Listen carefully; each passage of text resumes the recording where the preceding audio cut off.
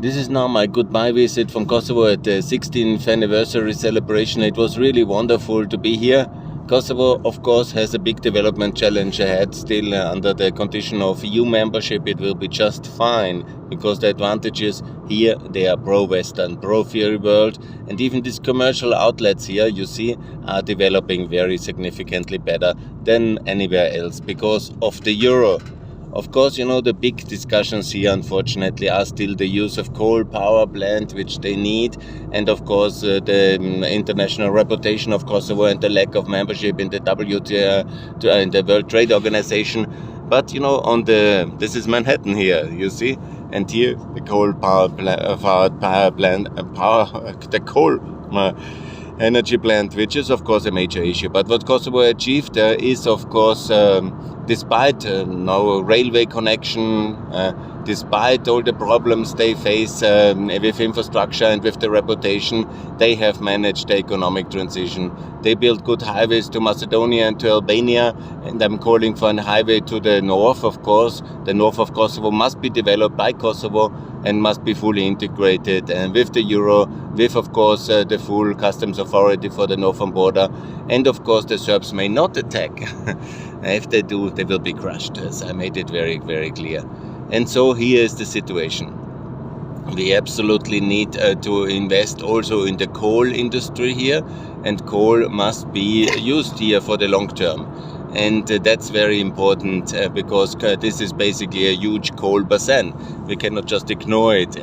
And to leave it running under that condition, we could have a very cleaner, modern 21st century coal power plant is of course an outrage, actually, the total failure of the international community.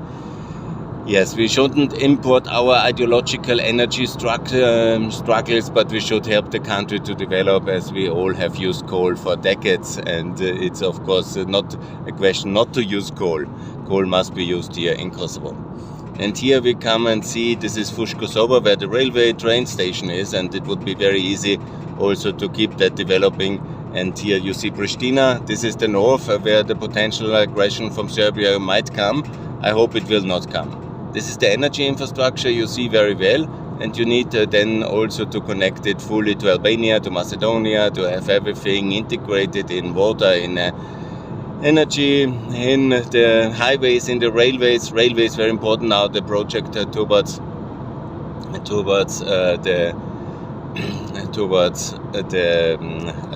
Tirana and Durrës, to the harbor, but also to Austria. We need, of course, the tunnel towards Montenegro. I called for 15 years for the tunnel. I hear now they are going to do it.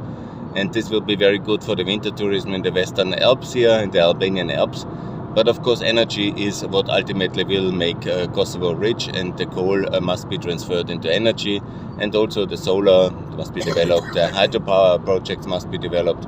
Here you see the police is working. They are checking the speed meters. So here the road safety is improving.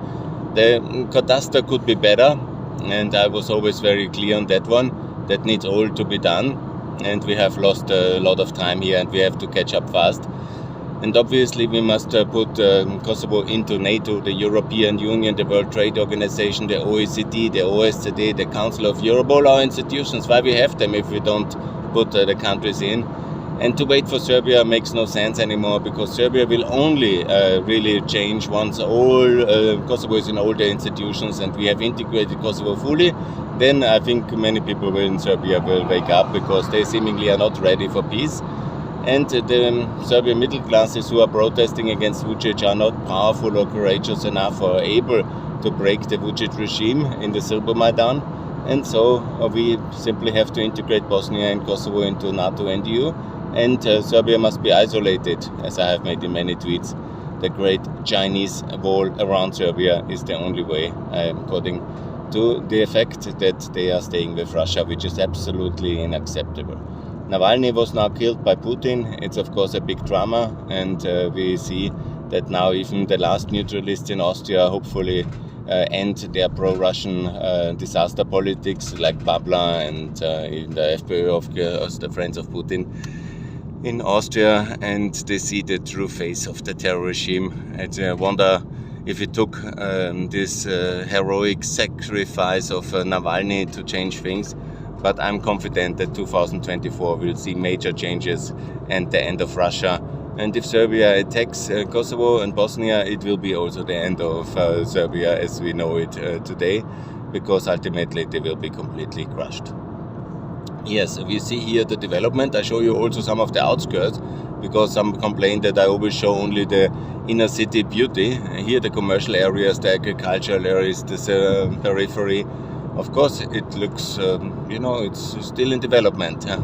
But also our periphery and our commercial areas outside are not perfect. This is some of the construction material stuff which was left over when they built the highway to the airport. And of course the western highway must be finished, the northern highway must be finished, the highway towards Serbia must be finished, and we must bypass Serbia via the tunnel.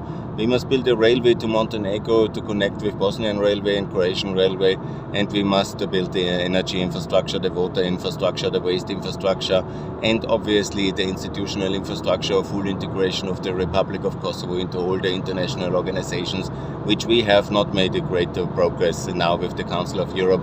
Shame on us. The Europeans are completely disastrous in their policy, also on the Balkans. That's not a big surprise, but we have of course to get better and somehow wake up to the reality. And Borrell and Lajčák hopefully will be gone by the end of the term, and then there will be only international representatives who are coming from recognizing countries, which is the only decent way forward. Yes, thanks a lot for this. I will make a goodbye video also at the airport and upload it when I'm home.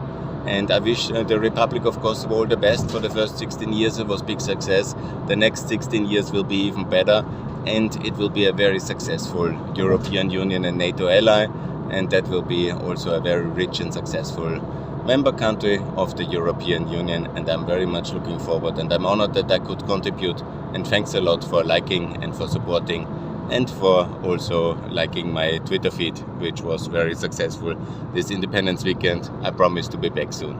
Thanks a lot. For Pax Europiana, please defend Kosovo from Serb aggression to come. Bye.